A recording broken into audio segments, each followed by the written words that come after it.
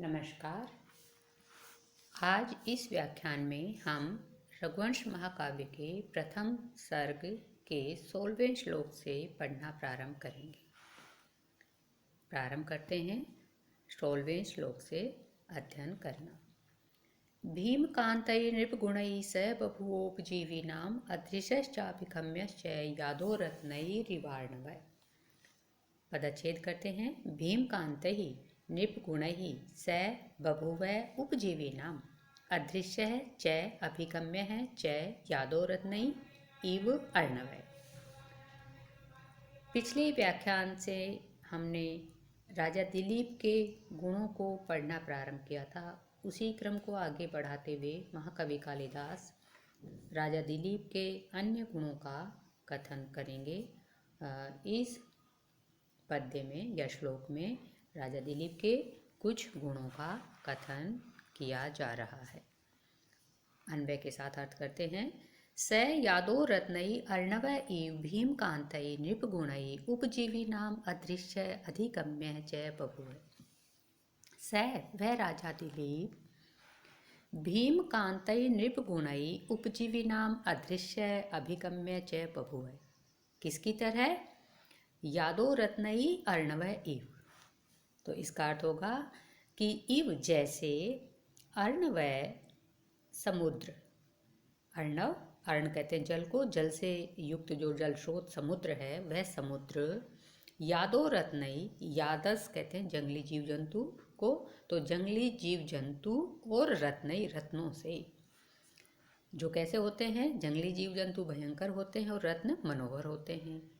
तो इन दो तत्वों के कारण जो भयंकर और मनोहर होते हैं उनके कारण उपजीवी नाम अपने जो आश्रित जन हैं उन आश्रित जनों के लिए अदृश्य अर्थात अनभिगम्य आसानी से प्राप्त होने योग्य नहीं रहता है, अभिगम्य च और प्राप्त होने योग्य भी होता है। अर्थात लोग भय के कारण, कुछ लोग तो समुद्र में जाने से डरते हैं जंगली जीव जंतुओं के भय के कारण, तथा कुछ रत्नों की प्राप्ति के लिए आकर्षित होकर समुद्र में गमन कर लेते हैं।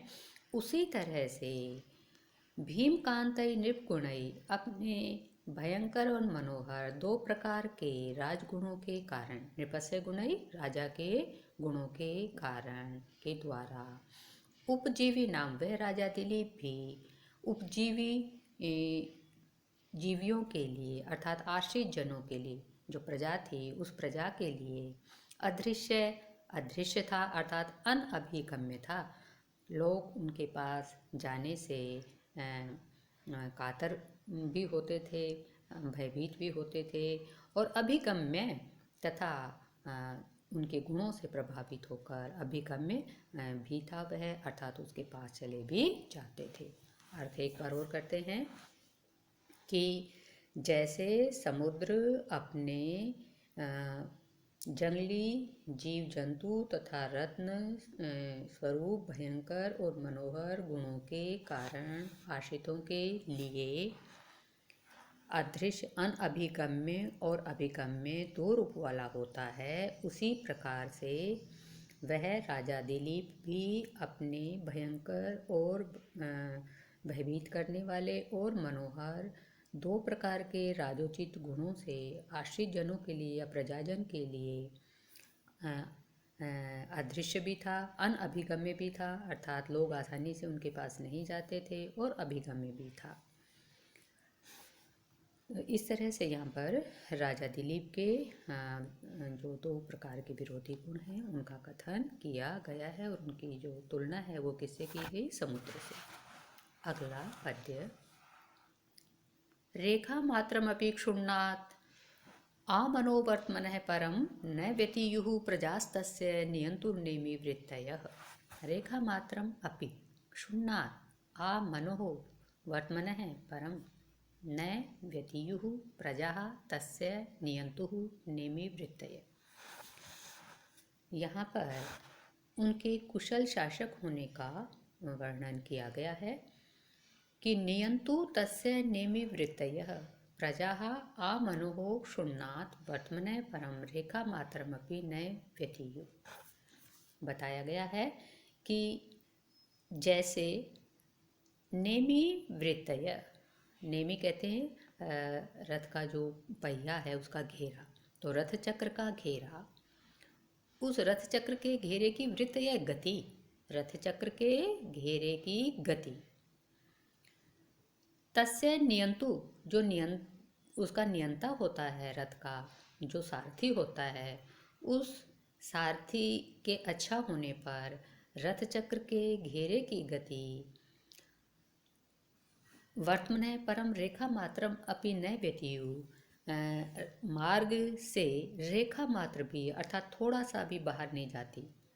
कहने का भाव यह है कि जब कोई सारथी अच्छा होता है रथ का, तो उसके रथ के चक्र का जो घेरा है, उसके पिछले पहिए की गति है, वह पूरी तरह से आगे वाले पहिए की गति का अनुगमन करती है, उससे थोड़ा सा भी बाहर नहीं जाती है।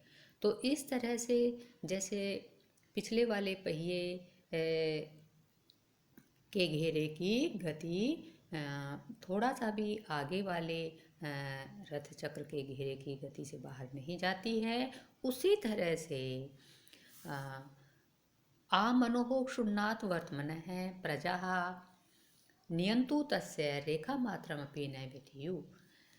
उस शासक के नीति मार्ग से, वर्तमान है जो नीति मार्ग था, उससे परम बाहर रेखा मात्रम अपि न व्यतीयु, रेखा मात्र भी नहीं जाती थी। कौन? प्रजा, प्रजा। किसके कारण? क्षुण्णात्, अभ्यस्त होने के कारण। कब से? मनु के काल से। जो प्रथम राजा मनु थे, उन्होंने जो नीति मार्ग प्रवर्तित किया था, उसका अनुपालन करने में अभ्यस्त होने के कारण दिलीप के बताए वर्त्म जो आचरण पद्धति थी, उससे बाहर प्रजा नहीं जाती थी। किसके कारण? नियंतु तस्य, उसके अच्छा शासक होने के कारण। अर्थ एक बार और देखते हैं कि जिस प्रकार नियंतु अच्छा सारथी होने पर रथ चक्र के घेरे की गति, पीछे वाले रथ चक्र के घेरे की गति आगे वाले रथ चक्र के घेरे की गति से थोड़ा सा भी बाहर नहीं जाती है, उसी प्रकार से राजा दिलीप के अच्छा शासक होने के कारण मनु के समय से अनुपालित करते हुए नीति मार्ग से उसकी प्रजा थोड़ा सा भी बाहर नहीं जाती थी। आगे कहते हैं, प्रजानामेव भूत्यर्थम स ताभ्यो बलिमग्रहीत शैष गुणम उत्सृष्टम आदत्ते ही रसम रविः। प्रजानाम एव भूत्यर्थम स ताभ्य बलिम अग्रहीत शैष गुणम उत्सृष्टम आदत्ते ही रसम रविः। आगे राजा दिलीप के अन्य गुण का कथन करते हुए महाकवि कहते हैं, स प्रजानाम भूत्यर्थम एव ताभ्य बलिम अग्रहीत। स, वह राजा दिलीप, प्रजानाम भूत्यर्थम एव, प्रजाओं के कल्याण के लिए ही, प्रजाओं के भूति माने कल्याण, उसके लिए ही, ताभ्य उन प्रजाओं से, बलिम अग्रहीत कर लेता था, कर तो लेता था, किंतु किसके लिए? उन्हीं के कल्याण के लिए, स्वयं के धन संचय के लिए नहीं।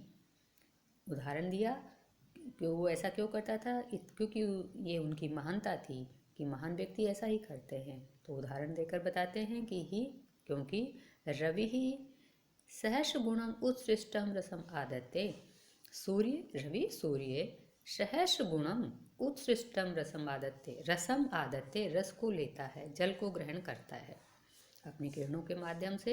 ग्रीष्म ऋतु में सूर्य पानी को ऊपर खींचता है, लेकिन क्या करने के लिए? सहर्ष गुणम उत्सृष्टम, 1000 गुना बनाकर बरसाने के लिए, वर्षा के माध्यम से उस जल को 1000 गुना देने के लिए ही वह सूर्य उस रस का या जल का ग्रहण करता है।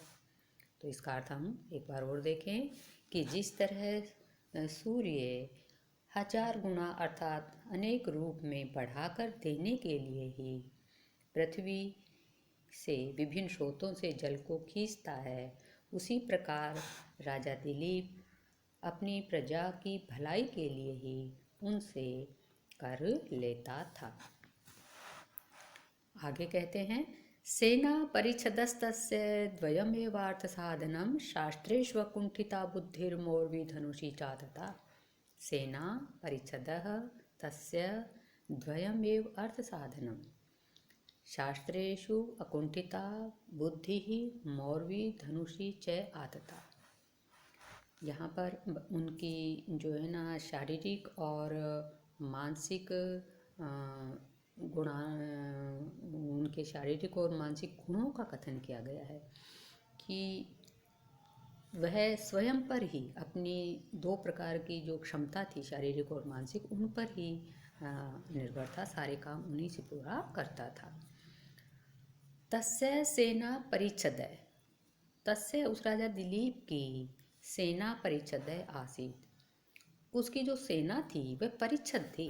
परिच्छद का अर्थ होता है जो छत्र चामर आदि राजा के बाह्य उपकरण होते हैं, ऊपरी उपकरण होते हैं, उसकी तरह ही वह सजावटी सामान थी। चतुरंगिणी सेना थी दिलीप के पास, विधान के अनुसार राजा के पास होनी चाहिए, किंतु वह परिच्छद के रूप में थी, जो छत्र चामर आदि दूसरे उपकरण होते हैं उनके समान सजावटी थी। तो कार्य कैसे करते थे राजा दिलीप? तो बताया, शास्त्रेषु अकुंठिता बुद्धि, जो शास्त्रों में बिना कुंठा के प्रवेश करने वाली उनकी बुद्धि, शास्त्रों में अव्यवहित रूप से प्रविष्ट होने वाली बुद्धि, जो तीक्ष्ण बुद्धि थी, और आतता मौर्वी, कहाँ पर आतता? धनुषी, धनुष पर चढ़ाई गई प्रत्यंचा, धनुष पर विस्तारित की गई मौर्वी प्रत्यंचा, द्वयमेव अर्थ साधनम, ये दो ही उसके कार्यों को पूरा करने के साधन थे। अर्थात राजा दिलीप के पास सेना थी, किंतु वह परिच्छद के रूप में थी, सजावटी सामान के रूप में थी। वे अपना कार्य केवल इन दो माध्यमों से ही संपन्न कर लेते थे। एक तो सभी शास्त्रों में अव्यवहित रूप से प्रवेश करने वाले तीक्ष्ण बुद्धि के द्वारा, और दूसरे धनुष पर विस्तारित की गई प्रत्यंचा के द्वारा। अगला पद्य, तस्य संवृत मंत्रस्य गूढ़ाकार इंगितस्य च फलानुमेया प्रारंभा संस्कारा प्रार्थना एव। तस्य संवृत मंत्र से गूढ़ आकार इंगितस्य च फल अनुमेया प्रारंभा संस्कारा प्रार्थना एव। यहाँ पर बताते हैं कि राजा दिलीप की जो मंत्रणा थी वह गुप्त होती थी, और उनकी योजनाओं का पता केवल कार्य के परिणाम से ही चल सकता था। संवृत मंत्र से गूढ़ाकार इंगितस्य च तस्य प्रारंभा प्रार्थना संस्कारा इव फलानुमेया। यहाँ पर बताया, इव जैसे प्रार्थना संस्कारा पूर्व जन्म के संस्कार, फल अनुमेया कार्यों के परिणाम से ही जाने जाते हैं। हमने पूर्व जन्म में जो कर्म किए थे उनके संस्कार हमारे मन में अंकित होते हैं। वे कैसे हैं, अच्छे हैं या बुरे, यह जब हमें फल मिलना शुरू होता है कार्यों का तो उससे पता चलता है।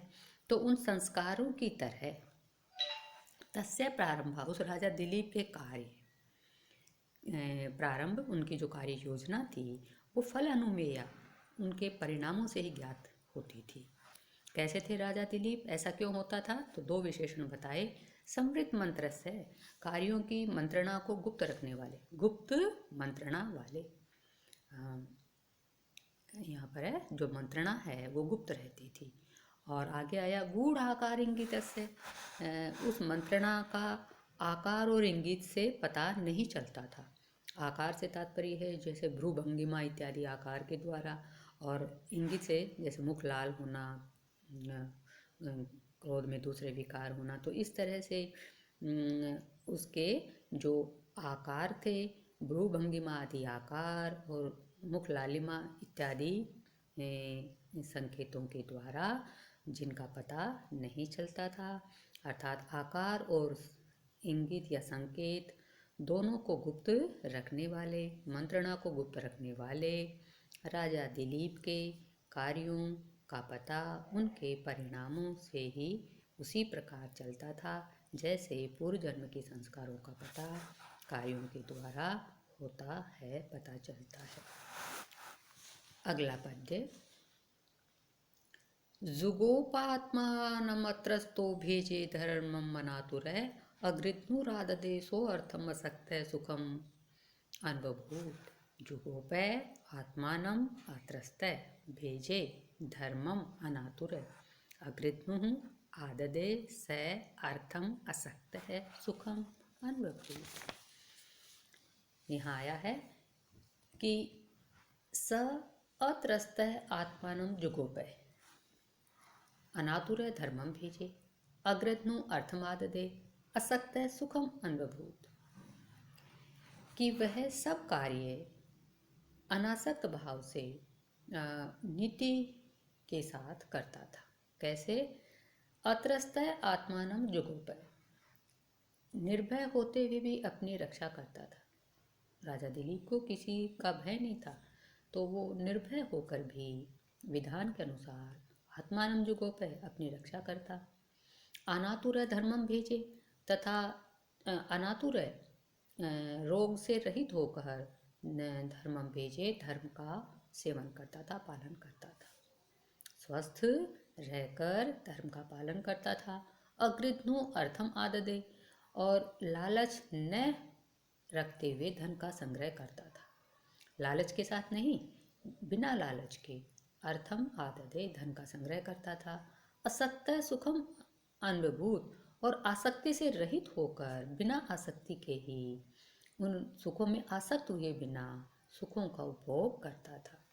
अर्थ एक बार और देखें कि निर्भय होकर राजा दिलीप अपनी रक्षा करता था, स्वस्थ होकर धर्म का पालन करता था, तथा लालच के बिना ही धन का संग्रह करता था, और सुखों में आसक्त हुए बिना उन सुखों का उपभोग करता था। आगे बताते हैं कुछ गुणों को कि ज्ञाने मौनम क्षमा शक्तौ त्यागे श्लाघा विपर्ययः गुणानुबंधित्वात् तस्य गुणा सप्रसवा इव। गुण अनुबंधित्वात् तस्य गुणा सप्रसवा इव। अन्वय के साथ अर्थ करते हैं। ज्ञाने मौनम, ज्ञान होने पर भी वह चुप रहता था। राजा दिलीप के ये कौन कौन से गुण थे कि ज्ञान होने पर भी चुप रहना, मौनम आसीत, वह चुप रहता था, मौन को धारण करता था। शक्तौ क्षमा, और शक्ति संपन्न होने पर क्षमा भाव रखना। त्यागे श्लाघा विपर्यय, और त्याग करने पर भी, दान देने पर भी प्रशंसा नहीं करना, श्लाघा की इच्छा नहीं करना। तस्य गुणा, ये जो उसके गुण थे, ये गुणानुबंधित्वात् सप्रसवायु, विरोधी गुण होकर भी परस्पर अनुबंधन के कारण, मेलजोल के कारण सप्रसवायु आसन, उस राजा दिलीप में एकत्र सहोदर भाई की तरह रहते थे। यद्यपि ये गुण विरोधी हैं, किंतु इनमें अनुबंधन है, ये एक दूसरे के अनुबंधी अर्थात परस्पर सहयोगी बनकर परस्पर सहोदर भाइयों की तरह उस राजा में निवास करते थे। अर्थ एक बार वो देखें कि ज्ञानी होने पर भी मौनम आसीत, राजा दिलीप शांत रहते थे, अर्थात अनावश्यक ज्ञान को प्रकट नहीं करते थे। शक्तौ क्षमा, तथा शक्तिशाली होने पर भी वे क्षमा गुण को धारण करते थे। शक्ति का जो है वो दंड आदि देने में अनावश्यक प्रयोग नहीं करते थे। त्यागे श्लाघा विपर्यय, और दानी होकर भी श्लाघा की इच्छा नहीं करते थे, यश पाने की इच्छा नहीं करते थे। इस तरह तस्य गुणा, ये सारे गुण यद्यपि विरोधी हैं, किंतु अनुबंधित्वात्, साथ मिलकर रहते हुए, साथ मिलने के भाव से सप्रसवायु, सहोदर भाई की तरह निवास करते थे, परस्पर उपकारक रूप में राजा दिलीप में विद्यमान रहते थे। आज के व्याख्यान में इतना ही। स्वस्ति। जयतु भारतम।